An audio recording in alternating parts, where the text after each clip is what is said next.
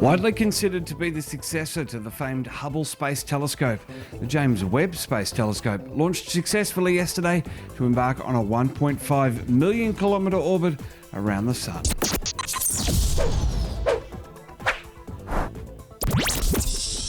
This is Trek Zone's Talkin' Science.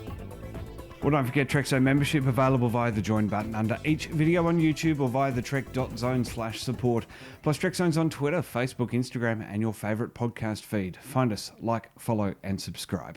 Well, development on the James Webb Space Telescope began in 1996 for a launch that was initially planned for 2007 at a budget of $500 million US. The project has endured numerous delays and cost overruns, including a major redesign in 2005, a ripped sun shield during a practice deployment, a recommendation from an independent review board, the COVID-19 pandemic, issues with the Ariane 5 rocket and the telescope itself, as well as even a naming controversy where the telescope's namesake was alleged to have been complicit during the Lavender Scare persecution of LGBTQ employees in the US government departments during the Truman administration.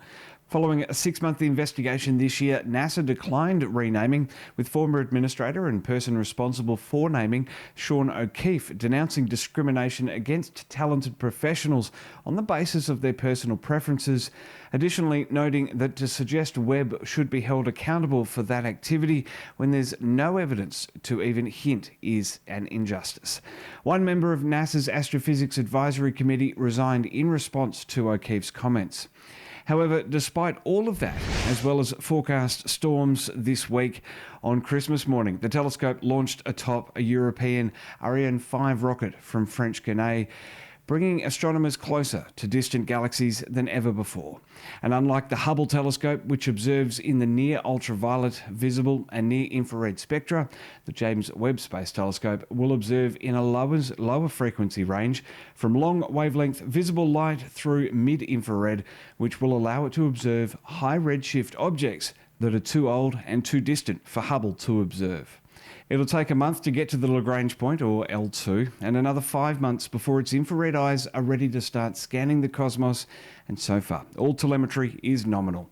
Telemetry, in fact, relayed from the Space Telescope by NASA's Deep Space Communication Network. Yeah, so going out to the L2 Lagrange point, around about 1.3 million kilometres away, so well beyond the orbit of the Moon, the Deep Space Network is the only system in the world capable of talking to spacecraft at these great distances. Our friends at the Tidbinbilla Tracking Station, one of 3 in the Deep Space Network, received the first telemetry from James Webb. With the spacecraft launching from French Guiana, it comes over from the west to east, so Canberra is the first station in line to be able to provide two-way communication with the spacecraft. The University of Queensland's Dr. Benjamin Pope said such a powerful space telescope will put us on the doorstep of some incredible discoveries, and he'll be just one of the many astronomers lining up to use the data collected by the telescope.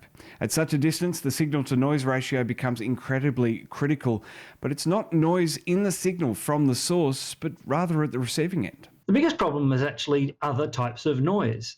Literally here on Earth, radios, televisions, mobile phones, and so on. So we do a lot of processing to eliminate that data. So as long as we're tuned in to the spacecraft in its correct frequency and it's sending back its data correctly, we will be able to receive it here at the DSN and our stations around the world in Spain and California, error-free. With 11 rovers on Mars and various other missions around our solar system, it's a busy time for the Deep Space Network. And we've got about 4 or 5 currently at the Moon. With James Webb's going to the L2 Lagrange point, it's heading there with other spacecraft in that sort of region, the missions that are studying the Sun and other craft from different nations. The James Webb Space Telescope has been a mission over 10 years in the planning, at least this version, and with rapidly changing technology and even operational procedures evolving, training for this mission started 2.5 years ago. But we have to train, just like an astronaut would train for a mission, we train for all the different communication scenarios that can happen with a spacecraft, all of its different fault and safe modes, because we're really the first point of contact so that we can start to analyse what is wrong with the spacecraft,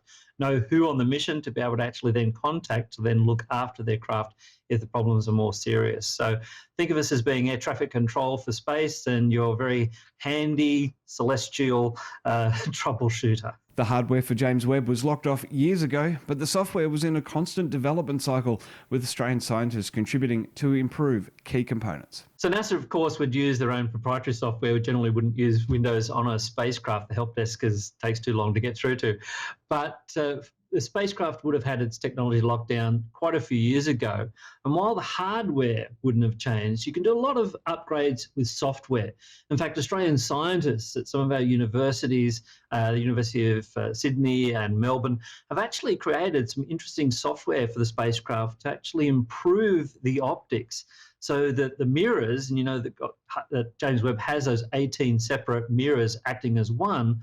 Australian technology is going to allow those mirrors to actually act independently as well, increasing the volume of science data that can be returned. The James Webb Space Telescope goes boldly to an orbit in our solar system where a handful of other observatories lay, quietly studying our universe to give us an understanding of what's out there, and that, through it all, is worth every cent spent in the budget and every drop of sweat from engineers, researchers, programmers and communications specialists. We'll bring you more Webb news as it happens here on Talkin' Science, TrekZone's home of science and space news.